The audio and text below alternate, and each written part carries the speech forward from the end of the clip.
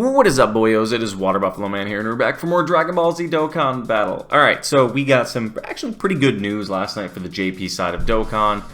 At the same time they dropped the EZA for Global for the Super Saiyan transforming Vegeta. They decided to let everybody know on JP that, hey, we care about you more than we do Global Dokkan, and we're going to announce the EZA for probably one of the most needed EZA units in the game, the LR Super Saiyan 3 GOKU. So it's not on the Dokkan Wiki yet, but it is posted on the DBZ Dokkan Battle Wiki's Twitter.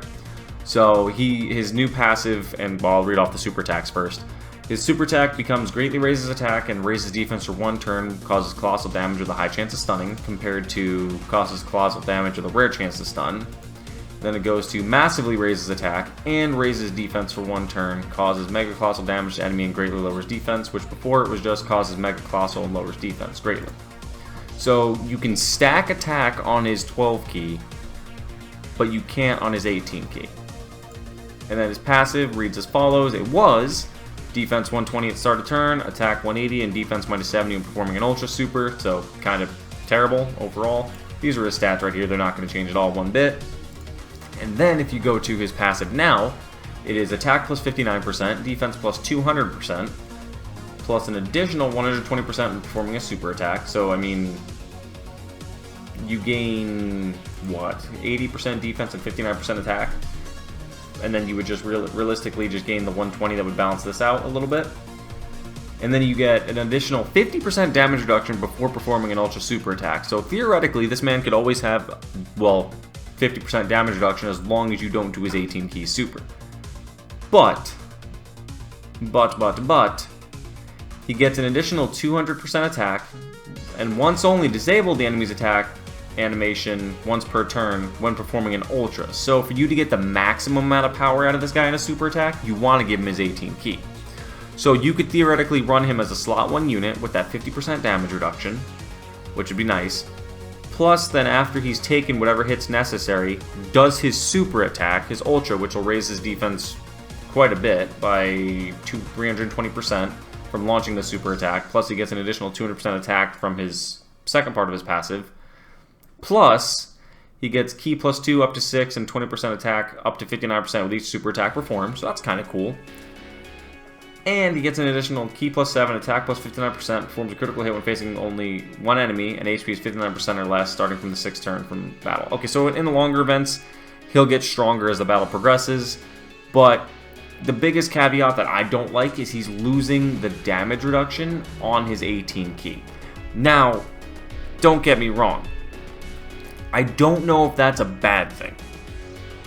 Okay? The reason I say that is because Halvard has done all the calculations already, so without support, post 18 key, this is EZA, so this is post EZA, so if you click into it, post EZA stats, he's only going to have start a turn about 208,000 to 236,000 in slot 1.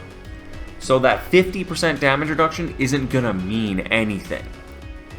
And then post super, with a 40% support, he's only sitting at about 832,000 defense. Without support, you're looking at about 734,000. And that's post 18 key with an additional attack. So that's double super, let's just say. He's going to be lacking a lot in terms of defense. Plus, he's also lacking the damage reduction at that point. So 734,000 minimum, 832,000 maximum without any damage reduction, honestly is kind of terrible. For the fact, like, and that's my biggest thing about them removing the damage reduction on his 18 key. I don't like that. That completely nullifies him. That makes him, and as you can see right here, the defense may be lacking, but the big numbers, you're exactly, he's gonna lose to every unit in the game, like Derek says here. Does not matter. 832,000 defense isn't going to be enough when facing the Zamasu red zone. It's not going to be enough when facing the Cell red zone. He's going to take a lot of damage. Especially if they super in slot 1 with 236,000 defense, or even 200,000 defense with the 50% damage reduction, you're still going to be taking massive numbers in terms of damage. This man does not have enough built in naturally in his defensive stat even with this, because you're not going to get this additional 120 defense till he attacks, till he super attacks. So you're only getting that defense of 200% right there. I think they dropped the ball with this one. I honestly really do. I don't think they did what they should have done with him. They should have given him some sort of built-in damage reduction that stays and doesn't go away. But we're going to have to see it in-game because I do have him on JP, so I probably will be doing a little bit of a showcase with him on JP. But I don't see, honestly, why they did this to him. He's not useful in the meta at all. He's going to be an offensive powerhouse, yeah, no surprise. That's what he was before, and that's what he is now. But he's not going to be useful. I mean, realistically, you can't even run him as slot 2 or slot 3, because if you only get a single super off, you're only sitting at about 596,000 defense, and then with the support on the rotation, almost 700,000. That's still not a lot, because you lose the damage reduction. It doesn't make sense to me why they removed the damage reduction from this guy. They give it to you. Everyone's like, oh, that's fantastic. He has damage reduction. Yes. But it's terrible because you're losing that damage reduction. You're losing your defense.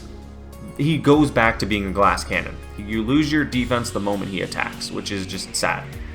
And honestly, I think this is a wasted EZA. I don't like it. I don't like the fact that he loses the damage reduction.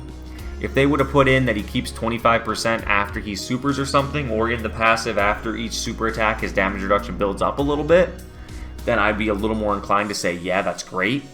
Like if they give him an additional 5% damage reduction up to 20% damage reduction or 25% with each super performed, which will stack with this, then yeah, that'd be fantastic. Because you could have him slot 1, take 2 hits, and either one of them be a super attack, take it for no damage, do the ultra super, raise your defense a bit up to the 734,000, and then you've supered a few turns by this point, I'm hoping, or at least you've done 2 to 3 supers, and you'll retain 10% damage reduction, minimum 5, which will give you a little bit extra. And then after you've done enough super attacks, you'll have that damage reduction. But honestly, I feel like this is just a waste of an EZA. They didn't do anything good with the unit. From looking at him statistically, he has no defense. 800,000 defense isn't enough in the newer meta. You're going to get smoked with a super attack. And they're just putting him back where he was. He's moving up maybe a couple spots. I don't even think he's a top 10 unit at the moment in the game, even post EZA. Offense, yeah, he's going to hit hard, but defensively, I'm not going to be running him. He's not good, in my opinion. But thank you guys for watching. Let me know what you guys think in the comment section below.